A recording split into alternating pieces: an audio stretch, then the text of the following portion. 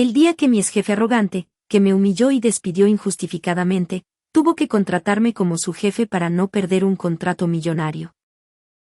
Hace exactamente 3 años, mi vida profesional se redujo a una caja de cartón barata, una planta de escritorio que se estaba marchitando y una tarjeta de acceso que dejó de funcionar un viernes a las 4:45 de la tarde. Me llamo Alex. Durante 5 años, fui el motor invisible de Logística Avanzada Soluciones, una empresa mediana que operaba en un nicho de mercado tan específico que, si parpadeabas, perdías el hilo. Mi título oficial era coordinador de operaciones, pero en la realidad, era el tipo que arreglaba los servidores a las 3 de la madrugada, el que negociaba con los proveedores cuando Ricardo, mi jefe, los hacía enojar, y el que, esencialmente, mantenía el barco a flote mientras Ricardo se dedicaba a jugar golf y a vender visiones, que no tenían sustento en la realidad. Nunca dejes que te hagan sentir pequeño en un lugar donde tú eras el que encendía la luz. Esa es la lección que aprendí a base de golpes. El viernes fatídico. Recuerdo perfectamente la lluvia contra el ventanal de mi oficina. Ricardo me llamó a su despacho. No hubo preámbulo. No hubo una charla sobre el rendimiento. Simplemente me deslizó una hoja sobre el escritorio con una expresión de aburrimiento tan insultante que sentí como se me helaba la sangre. Alex, hemos decidido ir en otra dirección. La empresa necesita agilidad, un aire fresco, alguien con otra visión. Estás despedido. Efectivo inmediatamente. Me quedé en silencio un momento. 5 años. 5 años de sacrificar fines de semana, de corregir los errores de cálculo de Ricardo, de hacer que su visión pareciera viable para los inversionistas. ¿Agilidad? Pregunté, manteniendo la calma con un esfuerzo sobrehumano.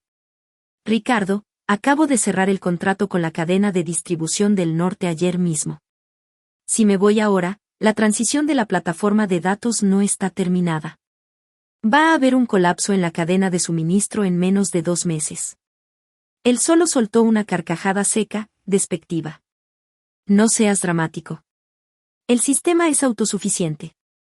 Ya tengo a alguien para cubrir tu puesto. Alguien que no cuestiona mis decisiones cada vez que intento innovar. Ese alguien era Marcos, un amigo suyo de la universidad cuya mayor experiencia profesional, según supe después, era haber administrado un bar que quebró al año siguiente. Salí de ese edificio con la caja en los brazos, sintiendo el peso de la humillación, pero también una extraña claridad. Me di cuenta de que Ricardo no me odiaba, simplemente no me veía. Para él, yo era un accesorio, como una lámpara. Y las lámparas solo se notan cuando se apagan. El silencio después de la tormenta. Pasaron 2 meses. Durante ese tiempo, utilicé mis ahorros y mi tiempo libre para hacer algo que siempre pospuse por lealtad a la empresa. Fundé mi propia consultoría de optimización de procesos. No era nada del otro mundo, solo una pequeña firma de un solo hombre, pero con un enfoque implacable, datos, no opiniones. Mientras tanto, recibía noticias de mis antiguos colegas a través de LinkedIn. Al principio, eran mensajes casuales, ¿cómo va todo? Luego, pasaron a ser mensajes cargados de pánico. Alex, el sistema se está cayendo a pedazos. Marcos no sabe ni cómo entrar al servidor principal. Ricardo está furioso porque las métricas están en rojo. No respondí a ninguno. Me limité a observar la implosión desde la barrera. La empresa no estaba simplemente teniendo un mal trimestre, estaba sufriendo una hemorragia. Marcos, en su afán de innovar, para impresionar a Ricardo, había automatizado procesos que requerían supervisión humana constante y había recortado presupuestos de mantenimiento preventivo. La cadena de suministro, tal como predije, colapsó. Los pedidos se perdían, los clientes cancelaban contratos y la junta de accionistas estaba respirando sobre el cuello de Ricardo. La llamada. Era martes. Estaba terminando de configurar un software para un cliente nuevo cuando sonó mi teléfono. Un número desconocido. ¿Hola? Alex.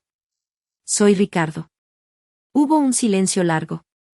No era el Ricardo arrogante de siempre. Su voz sonaba ronca, cansada, con una nota de desesperación que casi me hizo sonreír. Ricardo. ¿A qué debo el honor? Mira, seré directo. Estamos pasando por un bache. La Junta ha exigido una auditoría externa inmediata. Han contratado a una firma consultora de prestigio, Nexus Solutions, para que entre y desmantele el problema. El caso es que Nexus nos ha enviado su propuesta, pero la Junta insiste en que yo no tengo voz en la elección del experto senior que dirigirá la auditoría. Ellos han seleccionado a alguien. Alguien con un historial impecable en optimización de procesos operativos. ¿Y por qué me cuentas esto, Ricardo? Porque el experto que han enviado resulta ser el dueño de una pequeña consultoría llamada Soluciones Alex. Dicen que es el único que puede salvar este desastre. Alex, necesito que aceptes este contrato. La empresa está al borde de la quiebra técnica. Tuve que alejar el teléfono de mi oído para contener una carcajada. El destino tiene un sentido del humor exquisito. ¿Quieres que yo sea el experto externo, Ricardo? Dije, tratando de sonar lo más profesional y desapegado posible. Mi tarifa es el triple de lo que solía ganar por hora cuando estaba en tu nómina. Y requiero acceso total a toda la información, sin restricciones, sin censura y con autoridad directa para implementar cambios inmediatos. Ricardo dudó. Pude imaginarlo ahí, sudando frío frente a la Junta, sabiendo que su cabeza estaba sobre la guillotina. Acepto, dijo, con voz quebrada. Solo, ven. Por favor. El informe que cambió todo. La primera semana fue un ejercicio de contención emocional. Caminar por esos pasillos otra vez fue surrealista. Vi a mis antiguos compañeros, algunos me miraban con miedo, otros con esperanza. Vi a Marcos en mi antigua oficina. Se veía desaliñado, con ojeras profundas, luchando contra una hoja de cálculo que evidentemente no entendía. Ni siquiera me reconoció hasta que me presenté formalmente en la reunión de apertura. La cara que puso cuando vio que el experto era el tipo al que despidió por ineficaz, fue un momento que guardaré en un frasco para la posteridad.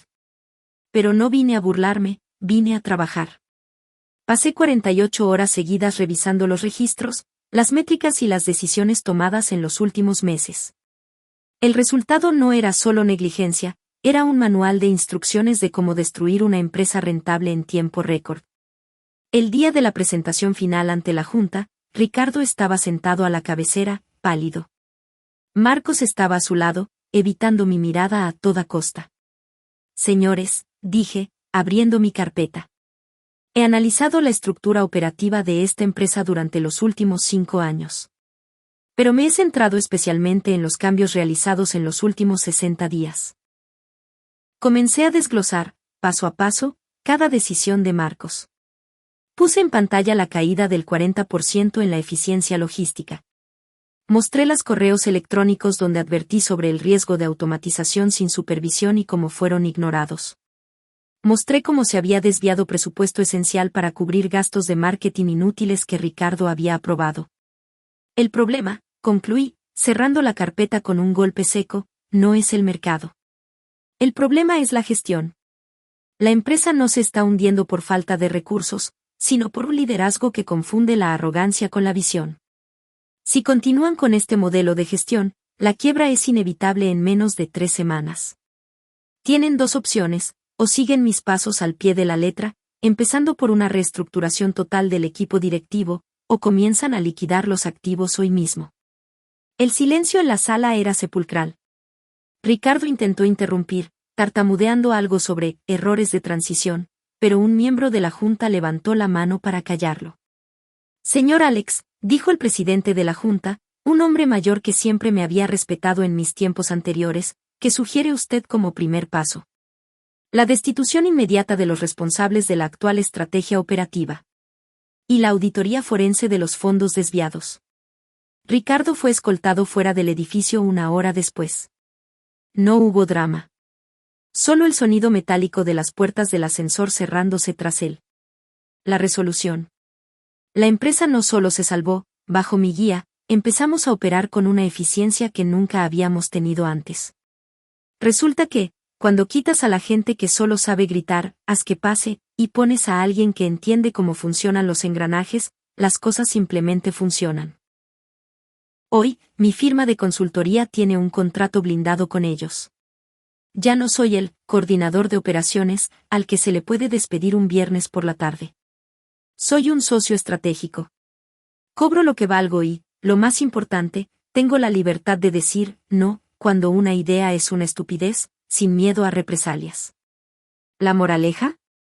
A veces, la vida te saca de un lugar donde te están asfixiando para obligarte a construir tu propio castillo. Me despidieron porque creían que yo era reemplazable. Demostré que no solo no lo era, sino que sin mí, el edificio entero se venía abajo. Nunca permitas que nadie te haga creer que tu valor depende de su opinión. Al final del día, los mediocres siempre se exponen solos, solo tienes que tener la paciencia suficiente para dejar que la realidad haga su trabajo. Si alguna vez te encuentras en una posición donde sientes que tu trabajo no es valorado, donde tu jefe toma el crédito de tus esfuerzos o donde te hacen sentir que eres un engranaje fácil de sustituir, empieza a planear tu salida. No quemes puentes por rabia, quémalos porque construiste un barco mejor. Y si la vida te da la oportunidad de volver a ver cómo se destruyen a sí mismos, asegúrate de estar cobrando la tarifa de consultoría completa mientras observas el espectáculo desde la primera fila.